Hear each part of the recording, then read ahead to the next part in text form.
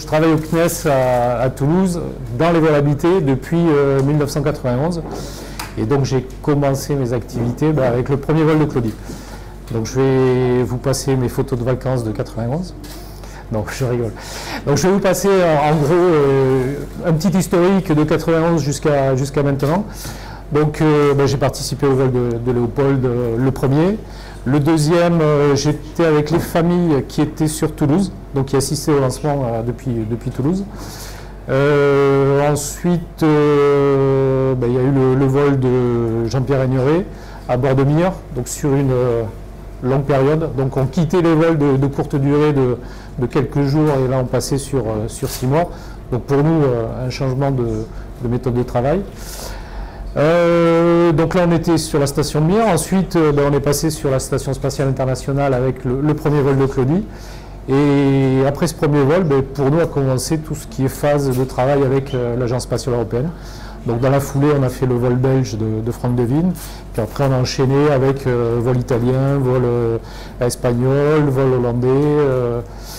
Et ensuite, l'ESA a commencé à préparer tout ce qui est opération à bord de Columbus. Et donc là, ils ont commencé à passer les contrats avec les Russes pour pouvoir opérer des expériences réalisées pendant les vols de longue durée avec des cosmonautes russes. Donc là, j'étais impliqué, j'étais dans la boucle. Et ensuite, donc j'ai basculé un petit peu dans le développement et parti sur les vols photons pour ensuite revenir sur les activités vol habité. Et pour faire rapide, donc j'ai terminé avec le dernier vol, celui de Thomas Pesquet. Voilà, donc j'ai été responsable de l'échographe téléopéré. Donc si vous avez des questions là-dessus, je connais le domaine. Donc voilà, donc travailler dans les vols habités, c'est pas mal de contacts avec les différents intervenants. Donc ça va de... Donc moi je suis responsable d'expérience, donc ça va du contact avec la personne qui propose l'expérience, c'est-à-dire les scientifiques. Donc travailler avec le scientifique, savoir ce qu'il veut faire, et puis lui n'a pas vraiment la connaissance du domaine spatial, et l'accompagner justement pour pouvoir réaliser son expérience à bord de stations X, Y, ou alors ça peut être aussi au travers de missions type vol parabolique. Donc un petit clin d'œil pour marquer les 10 ans de Columbus, donc avec Columbus, module européen qui se trouvait aux États-Unis à l'époque. Donc avec, avant qu'il parte, Léopold qui commençait à inspecter son futur endroit de travail, donc avec quelques petites activités donc, aux États-Unis. Ensuite, je voulais faire un petit clin d'œil à M. Gagarine. Donc les images sont un petit peu pixelisées. Et à sa gauche, donc, il y a une dame que peut-être certains connaissent, je ne sais pas, donc, qui était médecin de Gagarine, qui s'appelle Madame Kotovskaya, donc qui continue toujours à travailler à l'IMBP, donc qui est l'Institut des problèmes médicaux et biologiques. Et donc je travaille avec elle. Elle a 90 ans. Donc on a une coopération avec les Russes sur un programme qui s'appelle Cardiomed. Donc on fournit les instruments pour le suivi médical des cosmonautes russes et en échange on a des données scientifiques que nos scientifiques traitent. Donc on continue à travailler avec elle. Donc elle a toujours la patate. Bon, un peu moins d'endurance mais elle a toujours la patate. Donc à chaque fois que j'y vais, c'est un jour d'engueulade, quel que soit le prétexte. Et ensuite donc on peut travailler, quoi. Mais à chaque fois j'y ai droit, donc elle montre qu'elle a toujours la main sur les affaires. Donc elle a bien sûr travaillé avec d'autres personnages, donc Laika en l'occurrence. Donc le premier contact avec Léopold, donc ça a été lors du revol des expériences qu'on avait déroulées avec Claudie. Et moi, je m'étais occupé de l'expérience fertile, donc qui était une expérience avec des salamandres. Donc on partait de zéro, il fallait construire l'expérience avec les scientifiques, donc c'est-à-dire tout le matériel qui était nécessaire pour réaliser l'expérience, construire tout ça, construire aussi, aménager le protocole expérimental, aménager aussi ce qu'on appelle le timeline, c'est-à-dire le programme des opérations à dérouler à bord. Alors sur les vols de courte durée, les opérations qu'on doit dérouler, elles sont Elle doit être bien calée, quoi. Et le moindre débordement, c'est la pagaille ensuite dans toute voile. Donc il fallait travailler avec du vivant, faire en sorte que le vivant réponde comme il fallait, pour ensuite avoir les opérations programmées aux heures qui allaient bien. Donc entre autres, le travail sur le vivant, c'était, on devait injecter les hormones aux salamandres pour qu'elles pondent, et ensuite donc, ramasser les œufs. Donc il fallait qu'il y ait des œufs au bon moment, et voilà, donc il fallait calibrer entre guillemets la durée de ponte des animaux pour avoir des œufs au bon moment lorsque les ramassages étaient prévus. Donc Léopold a refait l'expérience après Claudie, donc ce qui nous a permis de compléter nos résultats, parce que ces fameuses salamandres au départ donc elles volaient sur le vol de Claudie qui a été un petit peu reporté, et on se trouvait en période non propice à la ponte des salamandres. Donc il a fallu trouver un artifice pour qu'elles pondent dans une période en dehors du créneau.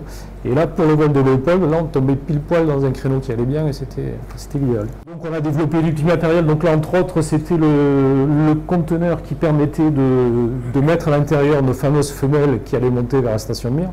Donc elles partaient en même temps que les cosmonautes. Donc il fallait amener tout ça à Baïkonour, mettre les femelles à l'intérieur, livrer ça aux Russes, et ensuite ça partait en même temps que Claudie et Léopold. Donc développer ce genre de matériel avec derrière des phases d'études, du travail avec des industriels, il y a de la qualification du matériel, s'assurer qu'on répond aux sollicitations de lancement, les contraintes électriques, les contraintes électromagnétiques, etc., etc.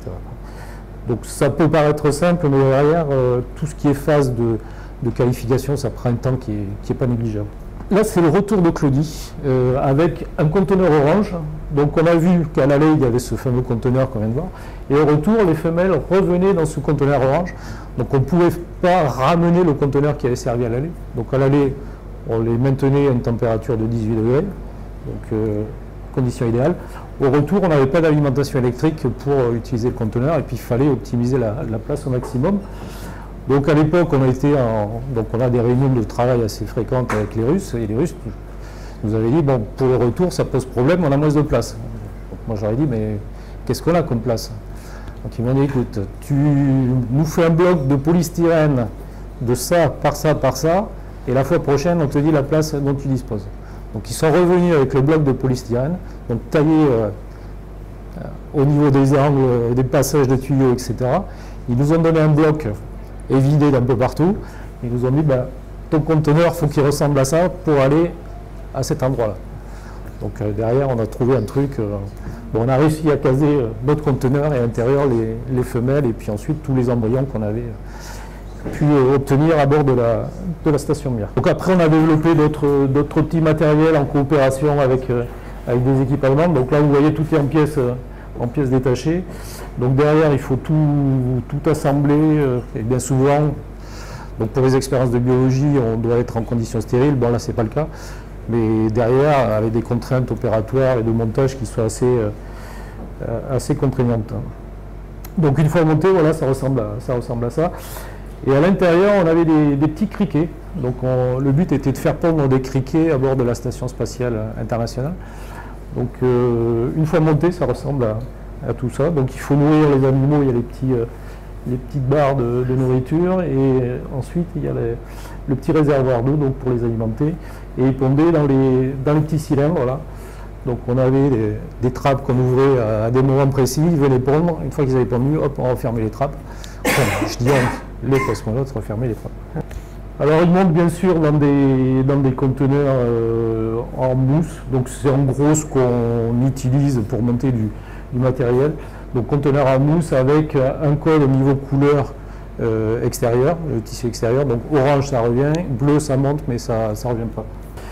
Donc bien sûr, il faut tester, comme je vous disais, le matériel. Là, on faisait des tests sous vide de l'ensemble. Ensuite, on fait des tests vibration, donc pour s'assurer que tout répond comme il faut et qu'il n'y ait pas de casse à l'arrivée. Notre contrainte pour tout ce qui est expérience, c'est un minimum de place, et avec un maximum de fonctions et un maximum d'échantillons biologiques. Donc avec derrière des petites solutions à mettre en œuvre qui sont assez compactes. Donc là, c'est des petits sacs utilisés pour faire de la culture cellulaire. Et à l'intérieur, on a des petites pailles en verre qui sont soudées avec du liquide sous pression. Donc ça peut être de l'activateur ou du fixateur. Et on a un dispositif qui va casser les ampoules qui se trouvent à l'intérieur des sachets où se trouvent les cellules. Donc c'est très simple, mais dans la mise au point, ça a été relativement compliqué pour avoir quelque chose d'assez intégré. Donc là, la version motorisée, donc une version un petit peu améliorée. Des tests récents donc sur l'échographe que Thomas Pesquet a utilisé. Donc ça, c'est des tests électromagnétiques qui sont menés dans une chambre anéchoïque. De temps en temps, on se prête à être les cobayes aussi, donc il faut tester le matériel, s'assurer que tout fonctionne comme il faut. Et puis on s'en sert aussi pour réaliser tout ce qui est procédure de vol, donc faire des photos et les rajouter à la procédure de vol, donc ce qui donne un habillage un peu exotique. Bon, pareil, après on monte beaucoup de consommables à bord de la station, donc ça peut être des électrodes, des kits urinaires, des kits de prise de sang, etc. Donc on est chargé un petit peu de tout ça au sein de l'entité au niveau du CNES qui gère les opérations côté station, qui s'appelle le CADMOS. Donc on travaille sur la réalisation de ces kits, on les livre à l'Agence spatiale européenne qui ensuite les monte pour nous. Et nous, en contrepartie, donc, on opère ces expériences de physiologie donc, depuis Toulouse, au CADMOS à Toulouse. Donc on a un centre de contrôle qui nous permet de suivre les opérations. Ensuite, on a des activités aussi sur tout ce qui est neurosciences, avec particulièrement l'utilisation de laptops et de dispositifs qui permettent d'isoler le sujet dans un environnement visuel contrôlé. Et donc tout ce qui est protocole expérimental, on les monte sur des disques durs qui ensuite sont utilisés avec des ultra B et plugués sur les ordinateurs de la station. On a développé aussi quelques matériels pour faire des expériences d'exobiologie, donc exposer à l'extérieur de la station des échantillons, donc typiquement des acides aminés, voir comment ces acides aminés répondent vis-à-vis des radiations ultraviolets. Donc ça, c'était pour la mission de Jean-Pierre Rémuré. Donc pareil, encore des petits aquariums qui ont été développés. Donc là, à titre d'information, les dimensions, c'est 8 cm de long par 4 de large et 2 de haut. Donc à l'intérieur, on avait un petit aquarium là sous la vitre pour accueillir des petits vers donc, qui se reproduisaient en apesanteur et ensuite on ramenait l'ensemble au sol. Donc dans le même format, de quoi faire de la biologie cellulaire.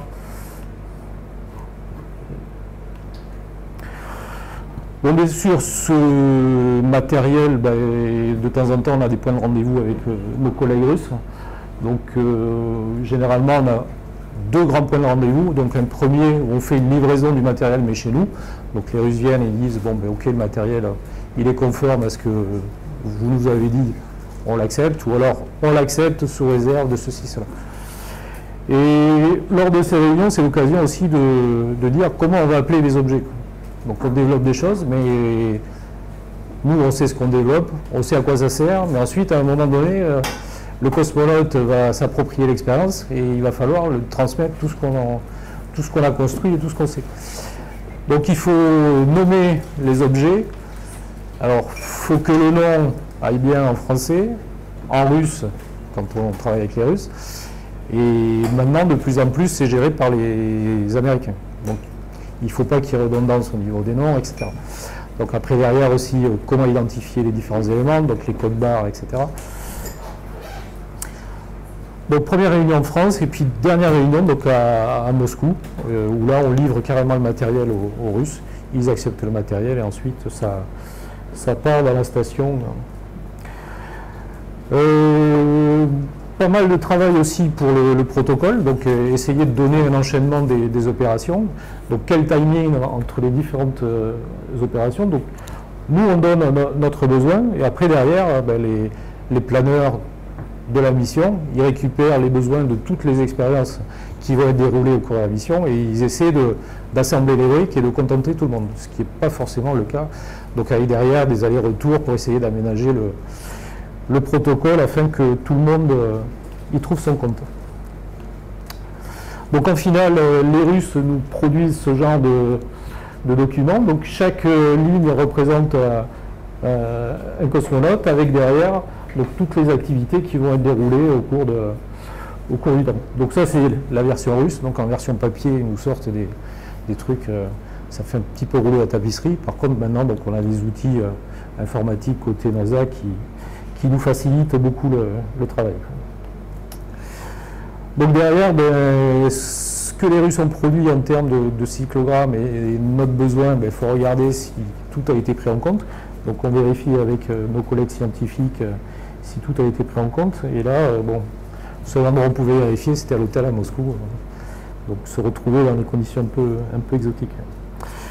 On doit produire aussi tout ce qui est procédure de vol, donc qui vont être utilisées par les astronautes. Donc ça, typiquement, c'est une procédure russe qu'on utilisait donc avec des codes au niveau du matériel, donc au niveau des connecteurs, au niveau de je branche des branches, plutôt que de dire je branche des branches, donc on a une symbolique qui est utilisée. Donc voilà d'autres petites illustrations des procédures de vol qui sont utilisées avec quelques illustrations sur le matériel qui est embarqué. Également, on participe à tout ce qui est entraînement. Donc là, c'est une session d'entraînement à Moscou, donc au CPK, avec donc les astronautes qui déroulent les procédures. Donc on leur fournit un modèle pour s'entraîner. Donc en gros, en termes de développement, on a un modèle de vol qui va monter, un modèle de qualification qui va nous servir à tous les essais de qualification, et un modèle d'entraînement donc qui sert aux entraînements des équipages. Donc là, on est toujours à Moscou, dans un des modules de la station, avec notre collègue espagnol, Pedro Duque, avec son collègue russe juste à côté. Donc il est entouré des scientifiques qui veillent aussi à ce que, si jamais il y a des questions sur la partie scientifique, donc les scientifiques peuvent répondre. Une image un petit peu plus contemporaine, donc Thomas Pesquet à l'entraînement à Cologne, à l'EAC, donc sur l'échographe. Donc là, pareil, on participe, mais en deuxième rideau. Donc on assiste à l'entraînement pour, si jamais il y a des questions un petit peu techniques, donc on peut répondre. Mais avant les entraînements, donc on forme également les entraîneurs de l'EAC, en leur fournissant bien sûr le modèle d'entraînement et toute la connaissance que l'on a sur le système. Donc là, c'est pareil, des séances d'entraînement avec un cosmonaute russe. Et ensuite, on attaque donc les mesures pré-vol. Donc pour les expériences de physiologie, ce que l'on fait généralement, c'est qu'on fait des points de mesure avant le vol, des points de mesure pendant le vol, donc une session juste en début de mission, des sessions au milieu de la mission, une session avant de revenir et quelques sessions lors du retour. Donc là, c'est un dispositif qui permet de scanner les os du cosmonaute et donc avant le vol, et ensuite il y aura des mesures post-vol. Donc avec de temps en temps, on participe à la mise au point de la machine et s'assurer qu'avant que le cosmonaute arrive, tout fonctionne comme il faut. Donc toujours pareil, des mesures pré-vol et des entraînements sur différents équipements. Toujours des sessions pré-vol, donc là c'est du cardiovasculaire, précédemment c'était du neurosciences, et encore précédemment donc c'était de l'osseux. Des mesures pré-vol avec Thomas Pesquet, donc avec l'échographe. Donc on s'assure, le scientifique est de son côté, donc lui téléopère l'échographe, donc là la distance est relativement courte. Donc moi je m'assure que effectivement tout le protocole qu'on a déroulé est complètement déroulé et qu'en final on a toutes les données qui sont nécessaires. De temps en temps, on doit se déplacer sur le site de Baïkonour, donc site de lancement, donc pour amener les échantillons, donc comme on l'a fait pour les salamandres, comme on le fait aussi comme on l'a fait pour les criquets qu'on a vus, comme on le fait aussi pour les cellules, avec de temps en temps de la préparation sur place à Baïkonour. Donc il y a un labo ESA qui permet de faire de la préparation. Donc ça veut dire partir avec du matériel, partir avec des échantillons, donc avec derrière toute l'organisation du voyage, donc la douane, la police, etc. Donc avec un boulot de logistique qui peut être assez lourd. Donc on utilise ces petites valises jaunes là. En fait, c'est des conteneurs thermostatés, donc qui nous permettent de transporter à des températures qui vont bien les échantillons en cabine avec nous. Donc l'expédition. Là on attaque le vol russe, donc là on entasse dans un coin et puis on va sur Baïkonour. Donc on arrive à Baïkonour, on intègre tout ce qui doit être intégré. Donc les dernières opérations sur nos habitats de criquets.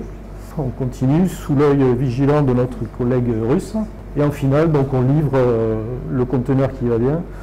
Alors là, je crois que c'était assez tard dans la nuit, donc on avait fait tout le voyage, le décalage horaire, on s'était levé tôt pour assister au rollout de la fusée sur le pas de tir. Après, on avait bossé toute la journée, une grosse partie de la nuit, on livrait, donc on a fini, on était vraiment sur les rotules.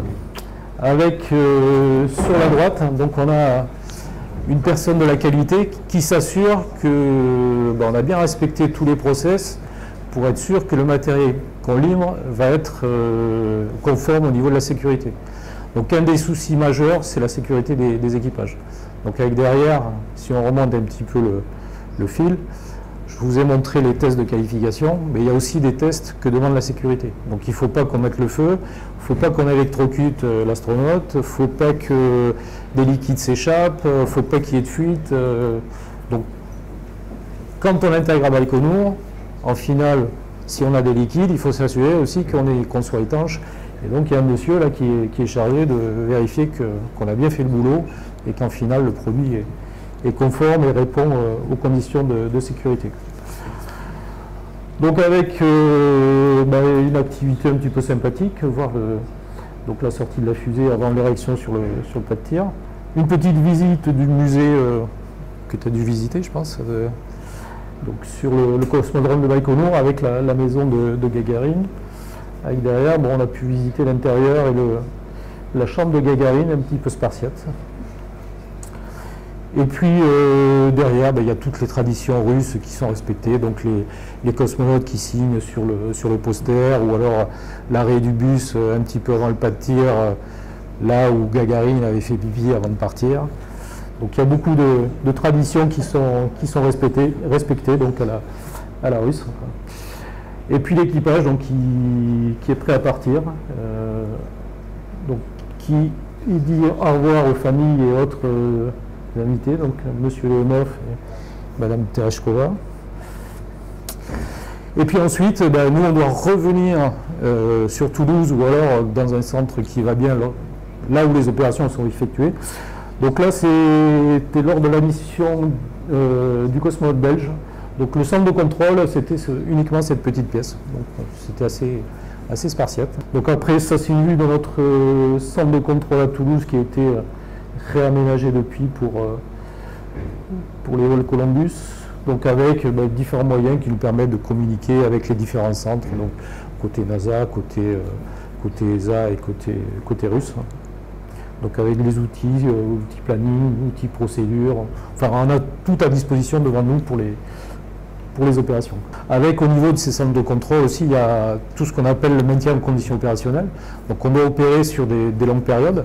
Donc le matériel qu'on utilise devient obsolète au cours du temps. Donc il faut remettre à jour toutes les machines, remettre à jour tous les softs. Donc il y a un travail de configuration de ces salles qui sont assez importantes. Et puis derrière, toutes les conditions de sécurité informatique aussi.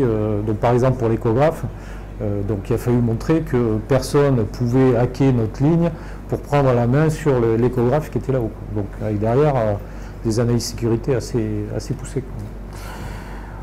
Ensuite, en fin de mission, c'est le retour. Donc le retour se fait dans un espace relativement très réduit. Donc avec, j'ai pu aller quelques fois sur le site de retour pour récupérer les échantillons qui reviennent. Donc voilà, donc nos petits conteneurs qui contiennent la biologie reviennent et on les récupère et on les met de suite dans les conteneurs thermostatés pour les maintenir à la température qui va bien, quoi. Donc avec de temps en temps aussi pour revenir du site vers Moscou, donc voyage en hélicoptère avec donc là on transportait les salamandres et on les ramenait sur Moscou. mon collègue russe avec qui je voyageais, donc retour vers la Cité des Étoiles, avec les échantillons, et ensuite soit rapatrié direct en France, ou alors les scientifiques peuvent être sur place et commencent à dépouiller les premiers résultats. Donc là, typiquement, c'est le retour d'échantillons dans un labo. Donc on avait fait une petite manip sur des plantes. Donc on faisait pousser des graines dans la station, donc on les hydratait, elles poussaient, et ensuite on venait les fixer avec un fixateur chimique. Et donc on ramenait tout ça au labo scientifique. Donc on doit organiser un petit peu l'activité avec eux, donc qui fait quoi et comment on s'organise au retour. Donc les scientifiques s'occupent de... Donc nous, le matériel, on donne les échantillons scientifiques, et ensuite eux ils commencent leur premier traitement. Donc nous on s'arrête à la technique et eux ils s'occupent de la science, quoi. Donc voilà quelques exemples de graines qui avaient poussé en micropesanteur, et on s'intéressait justement au rôle du calcium dans la courbure et comment les racines arrivaient à percevoir cette gravité ou cette absence de pesanteur.